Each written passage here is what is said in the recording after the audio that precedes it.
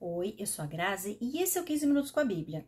Quanto mais estudo as Escrituras, mais percebo que Deus tem uma forma única de agir. E é através das suas ações que identificamos os princípios que Ele valoriza. Por exemplo, a palavra tem um poder muito grande e depois de proferida não volta atrás. Precisamos ser fiéis à palavra empenhada, a um voto feito, pois o Senhor é fiel à sua palavra e a faz ser cumprida mesmo através de gerações. Nesse vídeo estudaremos uma situação na qual uma severa punição foi aplicada, pois um juramento feito gerações antes por Josué foi descumprido por Saul, o que ocasionou um período de fome de 3 anos no reinado de Davi. Nessa narrativa aprenderemos 2 importantes princípios. Deus é geracional e mantém sua palavra por gerações. E a palavra proferida deve ser cumprida, pois isso demonstra a nossa obediência ao Senhor. Capítulo 21. Os gibeonitas são vingados. Durante o reinado de Davi, houve uma fome que durou 3 anos. Davi consultou o Senhor, que lhe disse: a fome veio por causa de Saul e de sua família sanguinária, por terem matado os gibeonitas. O rei então mandou chamar os gibeonitas e falou com eles. Os gibeonitas não eram de origem israelita, mas remanescentes dos amorreus. Os israelitas tinham feito com eles um acordo sob juramento, mas Saul, em seu zelo por Israel e Judá, havia tentado exterminá-los. Davi perguntou aos gibeonitas: que posso fazer por vocês? Como posso reparar o que foi feito, para que abençoem a herança do Senhor? Os gibeonitas responderam: não exigimos de Saul ou de sua família prata ou ouro, nem queremos matar ninguém em Israel. Davi perguntou: o que querem que eu faça por vocês? Eles responderam: quanto ao homem que quase nos exterminou e que pretendia destruir-nos para que não tivéssemos lugar em Israel, que 7 descendentes dele sejam executados perante o Senhor em Gibeá de Saul, no monte do Senhor. Eu os entregarei a vocês, disse o rei. Para entendermos um pouco mais essa história, daremos um passeio pela Bíblia, pois aqui vemos apenas o reflexo do que aconteceu, mas precisamos identificar a origem dos fatos. Lá em Josué 9, vimos que os gibeonitas fingiram que vinham de uma terra distante e enganaram Josué propondo um acordo de paz. Deus ordenou que matassem todos os povos da terra, mas os gibeonitas disseram que vinham de terras distantes. Josué não consultou a Deus e firmou acordo com eles. Mas 3 dias depois descobriu que, na realidade, os gibeonitas habitavam a terra de Canaã. Como Josué havia empenhado sua palavra, não pôde voltar atrás e teve que poupá-los da destruição. Gerações mais tarde, Saul tentou exterminar os gibeonitas, como vimos agora em 2 Samuel 21. Embora tenha sido empenhada gerações antes, a palavra de Josué continuava sendo válida, e a aliança firmada com os gibeonitas não poderia ter sido quebrada por Saul. Por conta disso, o Senhor trouxe sobre a terra de Israel uma punição. Foram 3 anos de fome. E sabe o que eu aprendo aqui? Por mais tempo que passe, o Senhor vai cobrar o cumprimento de uma promessa. Davi e seu povo não tinham ideia de que a fome era devida por conta de um ato de Saul, até que consultou a Deus e ele lhe deu esse entendimento. E uma reflexão que faço é a seguinte: às vezes, algumas situações ruins acontecem porque deixamos de cumprir uma palavra proferida. Se você se encontra em uma circunstância em que não compreende por que está passando por uma prova, ore a Deus e busque orientação se há alguma palavra que você precisa honrar diante do Senhor. Depois de orar, Davi fica sabendo da destruição causada por Saul e vai até os gibeonitas para buscar uma forma de reparar o erro cometido pelo antigo rei.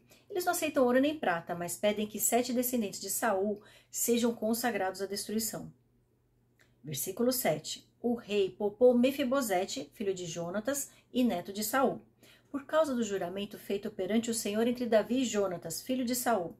Mas o rei mandou buscar Armoni e Mefibosete, os 2 filhos que Rispa, filha de Aiá, tinha dado a Saul. Com eles também os 5 filhos que Merabe, filha de Saul, tinha dado a Adriel, filho de Barzilai de Beolá. Ele os entregou aos gibeonitas, que os executaram no monte perante o Senhor. Os 7 foram mortos ao mesmo tempo, nos primeiros dias da colheita de cevada.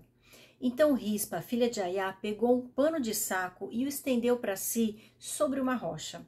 Desde o início da colheita até cair chuva do céu sobre os corpos, ela não deixou que as aves de rapina os tocassem de dia, nem os animais selvagens à noite. Quando Davi foi informado do que Rispa, filha de Aiá, concubina de Saul, havia feito, mandou recolher os ossos de Saul e de Jonatas, tomando-os dos cidadãos de Jabes de Gileade. Eles haviam roubado os ossos da praça de Bet-seã, onde os filisteus os tinham pendurado, no dia em que mataram Saul no monte de Gilboa.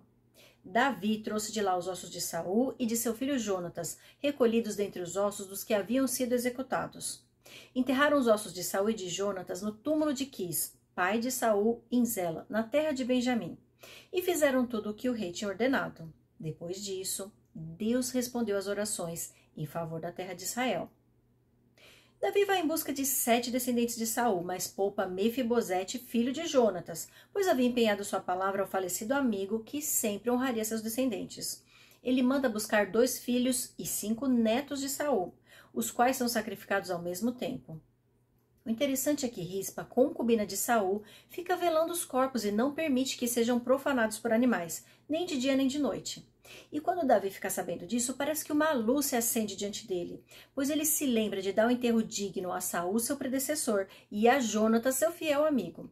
Ele manda buscar seus ossos em Jabes de Gileade e os enterra no túmulo de Quis, pai de Saul. E um ponto interessante aqui é que Deus só responde às orações em favor de Israel depois que antigas promessas foram cumpridas e os antepassados foram honrados. E essa é mais uma lição que eu aprendo sobre o caráter de Deus.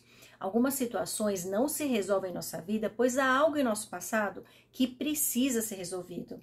Pode ser uma falta de perdão, uma promessa que precisa ser cumprida ou um antepassado que precisa ser reconhecido e honrado.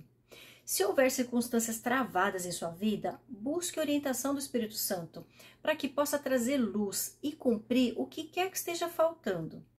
Versículo 15. Guerras contra os filisteus. Houve ainda outra batalha entre os filisteus e Israel.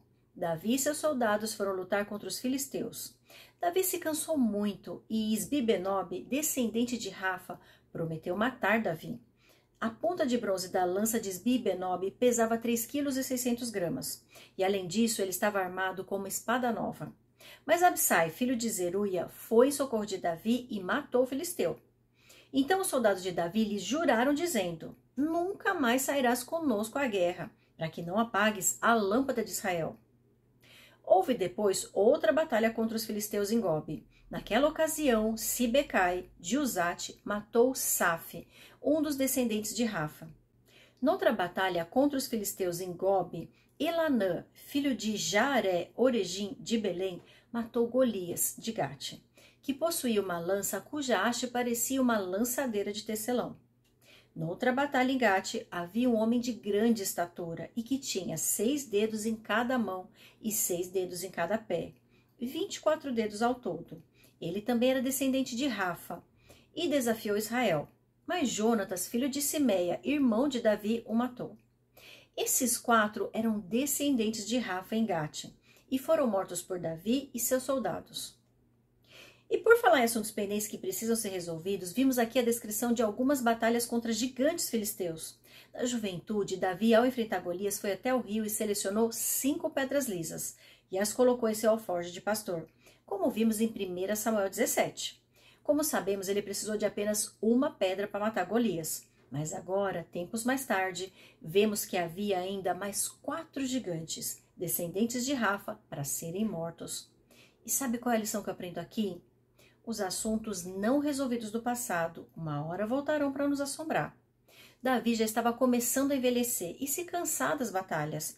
Tanto é que seus soldados juraram que ele nunca mais sairia em batalha com eles, pois quase foi morto por Isbi-Benob. Não podemos viver reféns de fantasmas do passado.